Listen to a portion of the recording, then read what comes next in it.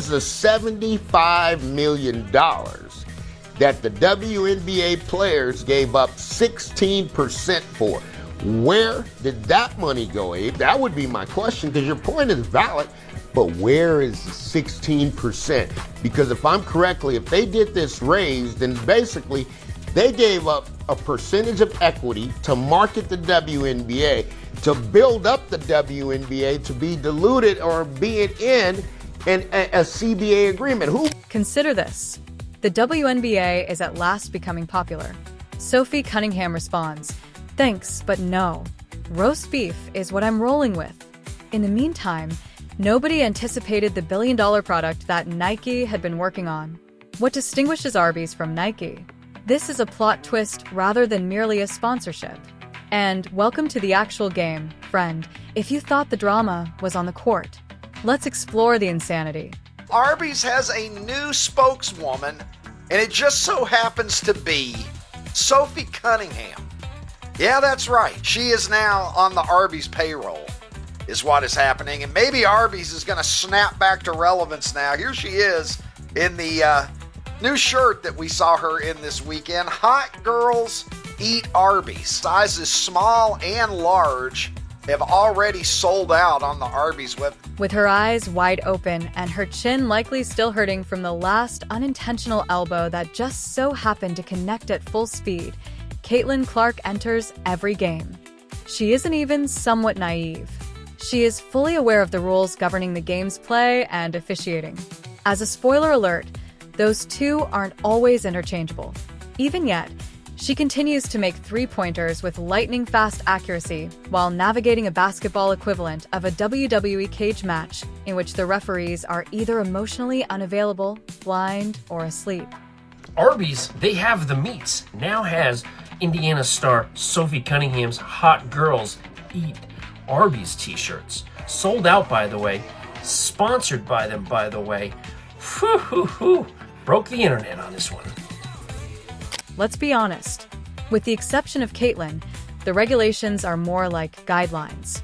She is supposed to merely eat it and smile for the cameras while the others get to practice full contact drills. Take the initiative. She is guilty of that. Receive a mugging at the midcourt. The referee says, "Play on," most likely to see if his FanDuel parlay is still in play. This is no longer basketball. It's a shoe version of dodgeball. The only person who is prohibited from throwing anything back is Caitlin. Somebody that has gotten ridiculously popular this year with the Indiana Fever. I made a prediction that she was going to be the second most popular player on this team by the end of the year. And then, of course, there was the big incident during the Connecticut Sun game. And by the end of that game, she was known as Caitlin Clark's enforcer, right? The one that's got her back.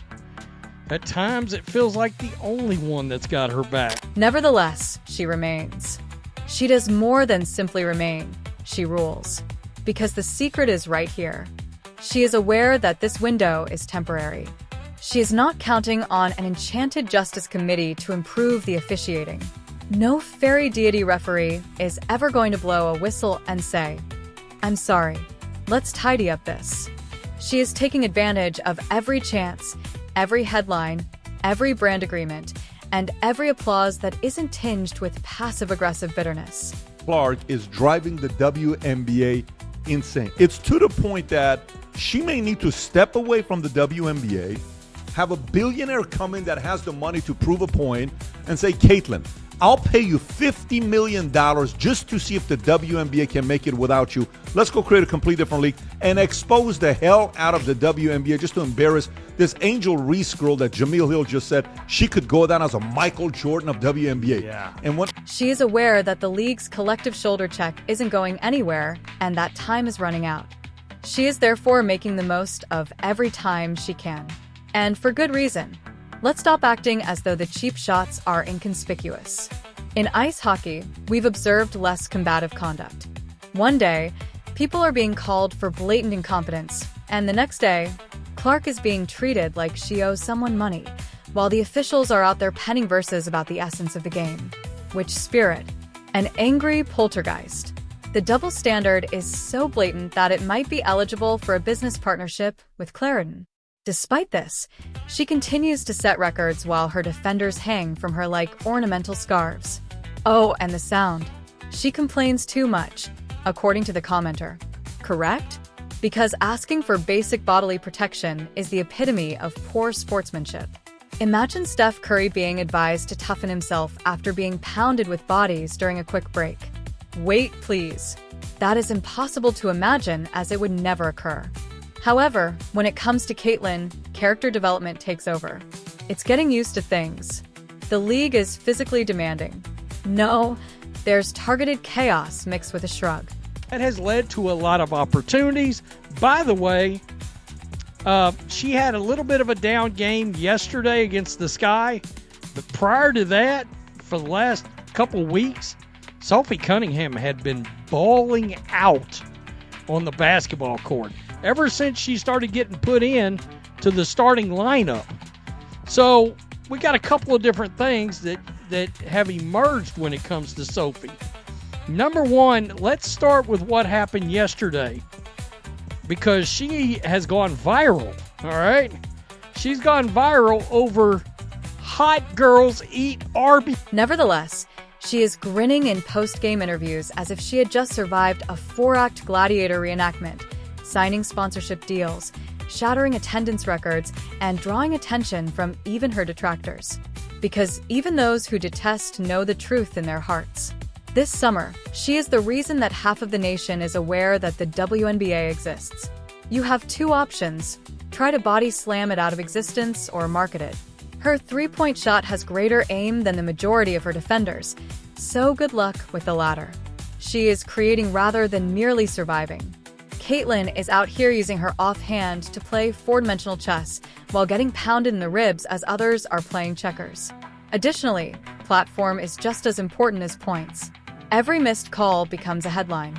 Every bruised turns becomes a topic of discussion.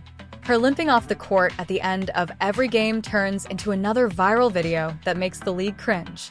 She is transforming the game into content gold rather than only playing it. Do you believe that the pace of those endorsement checks is decreasing? Not at all. She is adored by brands. She is the most illegally defended player since, well, ever. She is electric and nasty. She has the skill, drama, and unflappable ability to hit a logo 3 immediately after being tackled, as if she had just stolen someone's puppy. These are all qualities that advertisers look for. Unmeasurable greatness of Caitlin Clark. The unmeasurable greatness of Caitlin Clark. You know, I've said a lot of times I like Caitlin Clark, right? But I never told you why or really I like Caitlin Clark or what is it about Caitlin. Caitlin Clark has unmeasurable greatness. You know what unmeasurable greatness is? Is when they give you a $28 million contract that's worth $280 million, right? That's the true value of what Caitlin's worth, right? I mean, Caitlin Clark effect has sent an earthquake through the NCAA basketball. And what do you know? Excellent. Give it to her to rake in. Allow her to sign every contract, appear on every billboard, and pose for every hybrid photo session that GQ Meet Sports Illustrated throws to her because, despite having barely healed ankles, she deserves the attention. Remember that the supporters are aware of it. Nor are they stupid. They are viewing the games as though they were documentaries on actual crimes. Zooming in, pausing, and rewinding. Was it a foul call? Was that permitted? Is this an American Ninja Warrior reboot or a basketball game? When she's in town, tickets sell out for a reason. The regular tube delays aren't the reason why people enjoy watching someone get fouled. It's because she consistently turns up and does magic for them in spite of everything.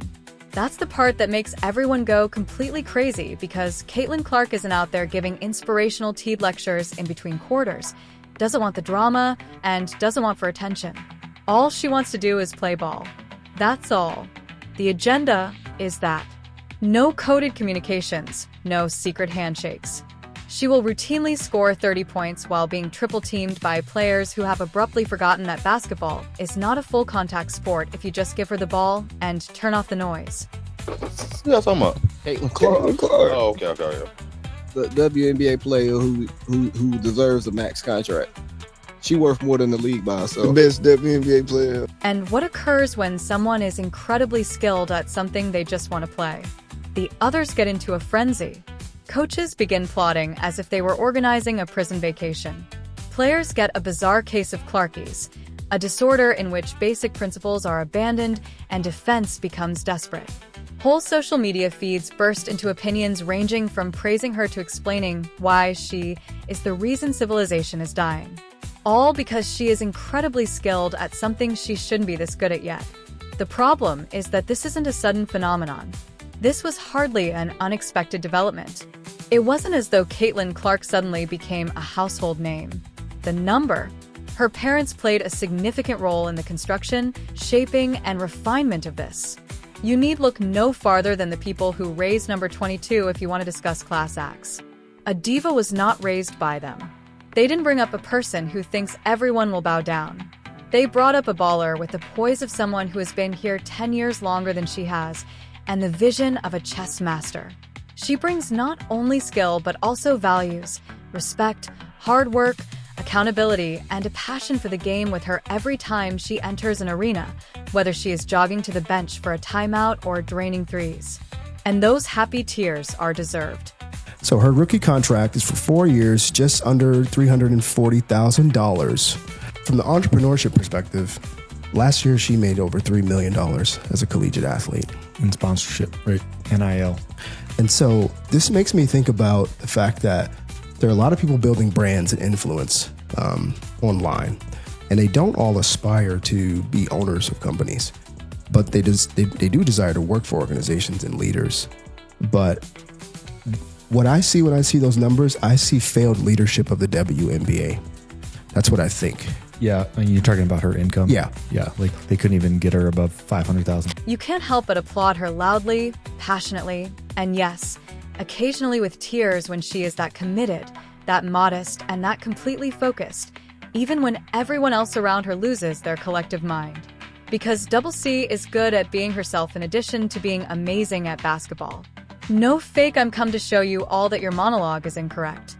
No queen theatrics or drama. She's not trying to attract attention by waving a banner.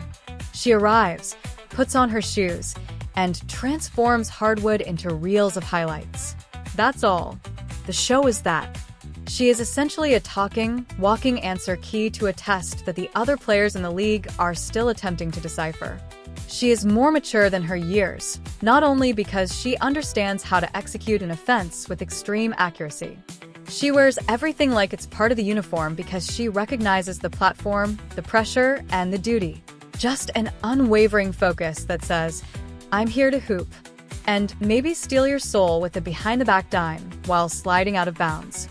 No moaning, no flopping, and please, her poise. As if she were the centerpiece of a defensive banquet, she is being pummeling out here.